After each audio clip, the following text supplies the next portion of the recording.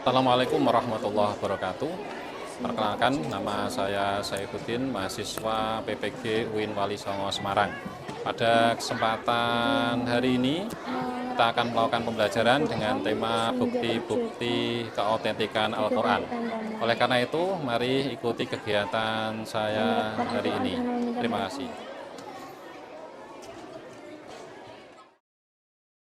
Ya, Mon. Assalamualaikum warahmatullahi wabarakatuh. Waalaikumsalam warahmatullahi wabarakatuh. Julusan Bismillahirrahmanirrahim. Rabbana iftah bainana wa baina qaumina bil haqqi wa anta khairul fatihin. Anak-anak semua, bagaimana kabarnya hari ini? Alhamdulillah baik. Alhamdulillah semuanya baik. Mudah-mudahan semuanya dalam kondisi sehat selalu. Amin. Hari ini semuanya masuk? Tidak. Loh, tidak. Ada yang tidak berangkat? Ada. Siapa yang tidak berangkat? Nurun Nukmah. Nurun Nukmah. Kita absen dulu.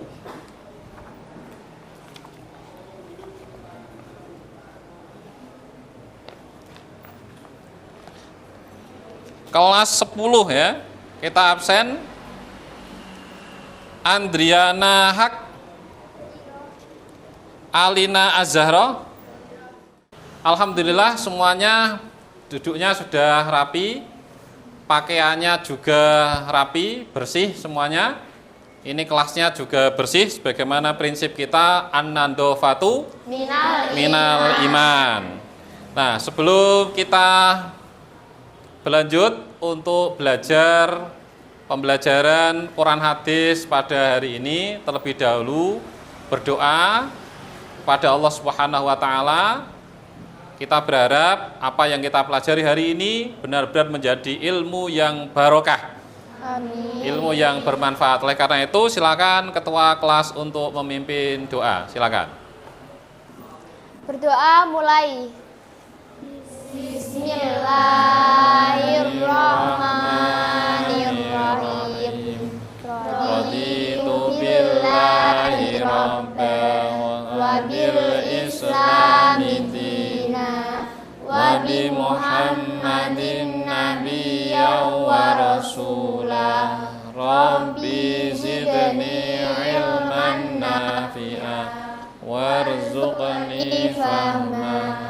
Amin ya rabbal alamin. Ya, setelah kita berdoa, ini sebagai semangat rohani kita, maka kita butuh juga semangat untuk jasmani kita. Untuk lebih dulu, lebih menyemangatkan, kita awali dengan tepuk semangat dan tepuk fokus supaya belajar kita hari ini semuanya bisa bersemangat, semuanya juga bisa fokus. Ya, jadi nanti rileks saja, jangan tegang. Boleh senyum. Jadi boleh senyum, nggak usah terlalu tegang. Jadi pembelajaran kita nanti biar lebih. Oke, kita mulai. Kita dengan tepuk semangat dan juga nanti tepuk fokus. Setelah itu kita dengan jel-jel yang menjadi ciri khas kita. Kita mulai. Tepuk 1, tepuk 2, tepuk 3. Nah, kita setelah dengan tepuk sudah ada semangatnya, lebih kuat lagi kita dengan suara. Ketika tepuk kita tambah dengan suara. Tepuk 1, Yes. tepuk 2, Oke. tepuk 3. Semangat. Oke, semuanya bisa bersemangat. Setelah itu kita supaya lebih fokus maka harus dengan tepuk fokus. Tepuk fokus.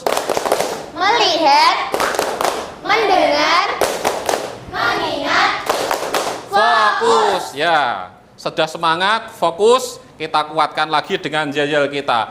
MANU MIFA.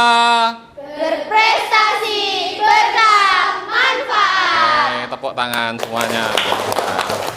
Sudah semangat, jangan tegang ya. Selanjutnya kita akan mempelajari materi Quran hadis hari ini. Namun sebelumnya kita mencoba mengingat kembali materi kemarin ya, yang sudah kita pelajari. Materi kemarin sudah kita pelajari. Materi kemarin sudah kita pelajari tentang apa temanya? Sejarah turunnya Al-Quran dan kodifikasinya. Oh ya, sejarah turunnya Al-Quran dan kodifikasinya. Di situ nanti atau kemarin ya, kita sudah mempelajarinya tentang tahapan-tahapan turunnya Al-Quran dan juga tentang fase-fase penulisan dan pembukuan Al-Quran. Pada tahapan-tahapan turunnya Al-Quran itu melalui berapa tahap Al-Quran itu turun? 3. Yang pertama, tahap pertama turun di mana? Lauhul Mahfuz. Turun di Lauhil Mahfuz. Yang kedua, Baitul Izzah. Baitul Izzah. Nama lain Baitul Izzah itu apa? Langit dunia. Oh, langit dunia. Yang ketiga, Berangsur-angsur ke dunia. berangsur-angsur ke dunia. Itu tahapan turunnya Al-Quran. Setelah Al-Quran turun, maka juga ada tahapan-tahapan sehingga akhirnya terbukukan sampai hari ini. Pada tahapan atau fase ya, fase pembukaan, ada berapa fase Al-Quran dibuka? 3. Ada 3. Ya, fase yang pertama eranya siapa? Nabi Muhammad. Yang kedua, Sahabat Abu Bakar. sahabat Abu Bakar. Yang ketiga, Sahabat Utsman. sahabat ya, sahabat Utsman. Setelah dari generasi sahabat Utsman itulah kemudian secara turun-temurun, secara mutawatir Al-Quran itu sampai kepada kita. Dan Al-Quran yang kita baca hari ini dan yang dihafal oleh ribuan orang, ini adalah mushaf yang ada dan dibukukan sejak eranya atau zamannya sahabat Utsman. Oke. Ya. Yang selanjutnya kita akan mempelajari tadi tema tentang bukti-bukti keautentikan Al-Quran dengan tujuan pembelajaran kita hari ini adalah menganalisis bukti-bukti keautentikan Al-Quran yang nanti akan menumbuhkan menumbuhkan pribadi ya, pribadi yang jujur dan bertanggung jawab, pribadi yang jujur yang bertanggung jawab. Nah, langkah-langkahnya nanti kita akan menyaksikan sebentar tayangan video dan juga nanti ada tayangan slide yang nanti untuk membantu sebagai tambahan modal diskusi. Karena nanti setelah itu akan kita bagi kelompok, ada LKPD yang saya bagi, kemudian silakan didiskusikan di kelompok, dipelajari bersama, belajar bersama, hasil dari belajar bersama atau diskusinya nanti akan kita presentasikan dari masing-masing kelompok. Semuanya siap? Siap ya, ya. Anak-anak semua, untuk pembelajaran pada hari ini tentang bukti-bukti keautentikan Al-Quran. Sebelum kita lebih jauh untuk mempelajarinya, akan saya tayangkan video berikut ini. Assalamualaikum warahmatullahi wabarakatuh. Alhamdulillah wassalatu wassalamu ala Rasulillah wa ala alihi wa sahbihi wa mawala. Wa asyhadu an la ilaha illallah wahdahu la syarika lah. Wa asyhadu anna Muhammadan abduhu wa rasuluh. Kanan saya ini adalah rak di Masjid Nabawi yang menampung Al-Quran dengan aneka terjemah dari berbagai bahasa. Dan kita bisa perhatikan ada banyak sekali bahasa-bahasa yang telah disediakan oleh pemerintah Saudi, bahasa-bahasa terjemah Al-Quran. Ini ada bahasa Korea, kemudian ini ada bahasa Prancis, Fransia. Kemudian tadi juga saya menemukan ada bahasa Portugal dan bahasa-bahasa yang lainnya. Ya, cukup. Itu tadi kita telah menyaksikan tayangan di mana Quran yang ada di Masjid Nabawi, Quran yang ada di Masjid Nabawi itu macam-macam terjemahnya, beragam terjemahnya. Quran diterjemahkan dengan beragam bahasa di dunia. Ini sekaligus menjadi bukti bahwa Al-Quran itu kemurniannya atau keautentikannya itu sangat terjaga. Nah, oleh karena itu akan saya tampilkan penjelasan singkat dari yang sudah ada di slide. Nanti selanjutnya kita akan masuk ke kelompok ini. Jadi materi kita tentang apa?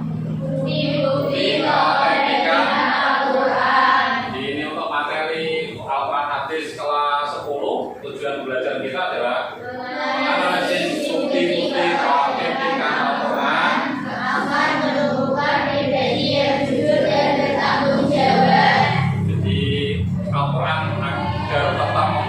ya harus dijaga oleh mereka-mereka yang jujur dan memiliki tanggung jawab. Oke, yang pertama kita saksikan keterangan ini dibuktikan dengan Al-Quran bahwa Al-Quran itu dijamin oleh Allah tentang kesuciannya, autentikannya, dan kemurniannya. Ya. Ini didasarkan Quran ya.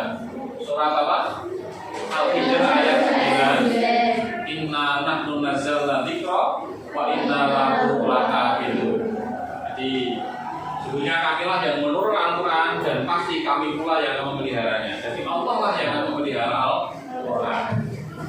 Jadi kemudian sebagai bentuk kemujizatannya Al-Quran itu adalah terlihat keindahan bahasa, kandungan ajarannya, tuntunan hidup tuntunan hidup umat manusia, dan tidak akan pernah ada satu manusia pun atau satu makhluk pun di dunia ini yang bisa meniru Al-Quran. Kemudian tantangan Quran untuk membuktikan keautentikan Al-Quran, maka Quran ini juga memberikan tantangan. Ada 3 tantangan. Yang pertama adalah tantangannya Al-Quran menantang siapapun yang meragukan kebenaran Al-Quran itu untuk mendatangkan hal yang ya sama dengan Al-Quran. Dan ini tidak akan pernah ada orang yang mampu atau orang yang bisa. Kemudian tantangan yang kedua, ini dasar masih yang pertama ya. Jadi di surat Al-Isra ayat 88. Kemudian di tantangan yang kedua, Al-Quran menantang siapapun yang meragukan kebenaran Al-Quran, mendatangkan 10 surat. Kalau ada orang yang ingin nanti silahkan buat 10 surat saja dari Al-Quran yang kira-kira bisa menyamai Quran, maka tidak akan pernah bisa. Dasarnya dari surat Al-Hud ayat 13. Kemudian yang ketiga adalah Al-Quran juga menantang siapapun yang meragukannya atau mengingkarinya untuk mendatangkan 1 surat saja. 1 surat saja, misalkan 1 surat yang terpendek. Inna a'tayna al-kautsar. Oleh karenanya, silakan nanti kita bagi kelompok. Ini sudah kita bagi 4 kelompok ya, 4 kelompok. Berdasarkan ragam kemampuan yang ada di kelas ini. Kelompok 1, kelompok 2, kelompok 3, dan kelompok 4. Ini nanti dijawab semuanya oleh masing-masing kelompok dari pertanyaan-pertanyaan yang ada itu. Kemudian nanti dalam presentasinya nanti kita bagi menjadi 4 kelompok. Nah, oleh karena itu silakan untuk memulai berdiskusi.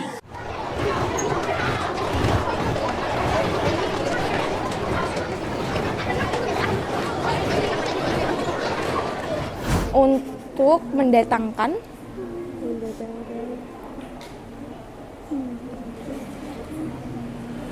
10 surat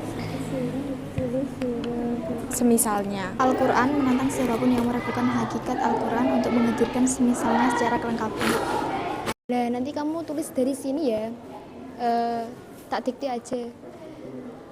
Namun hal tersebut tak luput dari reaksi kaum kafir yang masih meragukan kemujizatannya. Mereka menuduh bahwa Al-Quran itu karangan Nabi Muhammad dan menganggap Al-Quran bukan firman Allah. Kelompok 4 ya, presentasikan hasil diskusinya.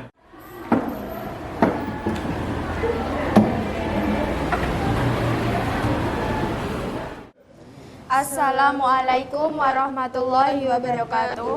Waalaikumsalam warahmatullahi wabarakatuh. Sebelum kami memulai presentasi, perkenalkan saya Aulia Risnadianti Dan saya Akila Intan Anggraini.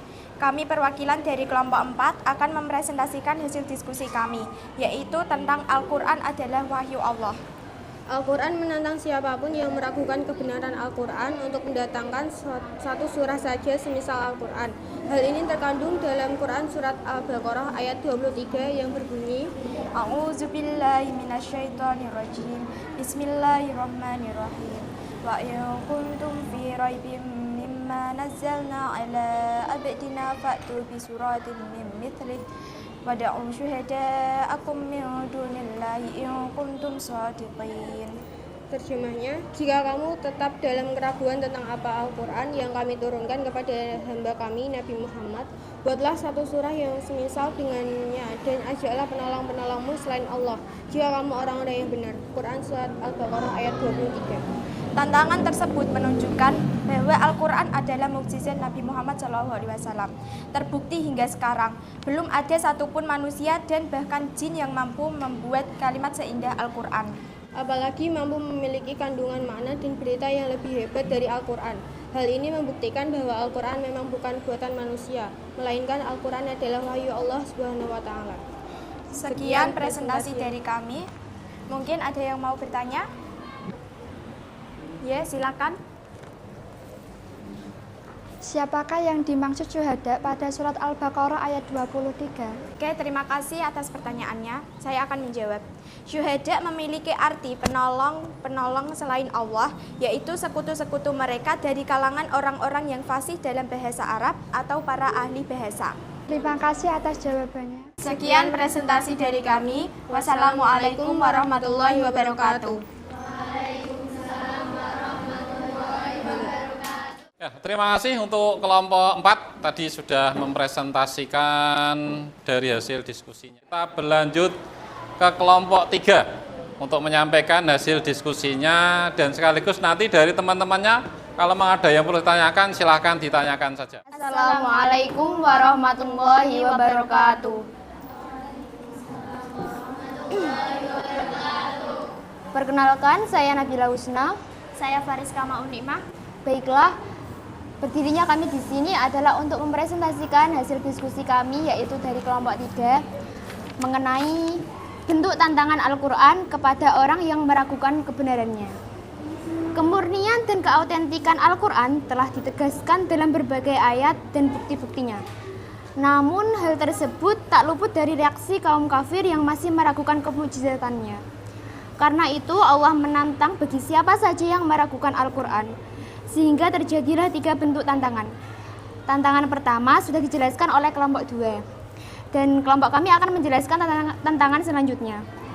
Allah menantang siapapun yang meragukan kebenaran Al-Quran untuk mendatangkan 10 surah semisalnya. Hal tersebut terkandung dalam surah Hud ayat 13. Dan ditegaskan dalam kitab tafsir Jalalain disebutkan bahwa ukuran 10 surah yang sama dengan Al-Quran baik dari sisi kefasihan, bahasa, dan kualitas sastranya. Namun, karena susunan kata-kata yang sangat indah dan halus serta ketinggian bahasanya yang mempunyai pengaruh sangat mendalam kepada jiwa setiap manusia yang membaca dan mendengarnya, sehingga sukar ditiru oleh siapapun dan tidak ada manusia ataupun jin yang sanggup menyanyi Al-Quran. Baiklah, ada yang ditanyakan? Silakan. Apa maksud isi kandungan Al-Quran surat Hud ayat 13? Terima kasih atas pertanyaannya. Saya akan mencoba menjawabnya. Isi kandungan surat Hud ayat 13 yaitu Nabi Muhammad diperintahkan untuk menentang orang-orang kafir Quraisy yang meragukan Al-Quran sebagai firman Allah. Mereka ditantang untuk membuat 10 surah yang sama dengan Al-Quran. Terima kasih. Terima kasih atas jawabannya. Demikianlah presentasi dari kami. Mohon maaf apabila ada kesalahan dan terima kasih atas atensinya. Sampai jumpa pada diskusi selanjutnya. Wassalamualaikum warahmatullahi wabarakatuh. Terima kasih untuk kelompok 3 ya. Tadi sudah mempresentasikan hasil diskusinya. Selanjutnya untuk kelompok 2 persiapan untuk maju. Kelompok 2 silakan maju.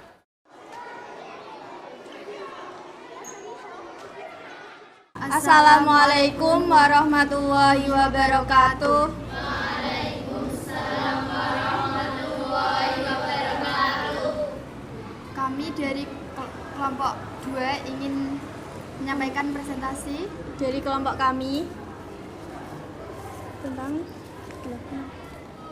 tentang tantangan Al-Quran yang dimaksudkan antara lain adalah Al-Quran menantang siapapun yang meragukan kebenaran Al-Quran untuk mendatangkan semisalnya secara keseluruhan.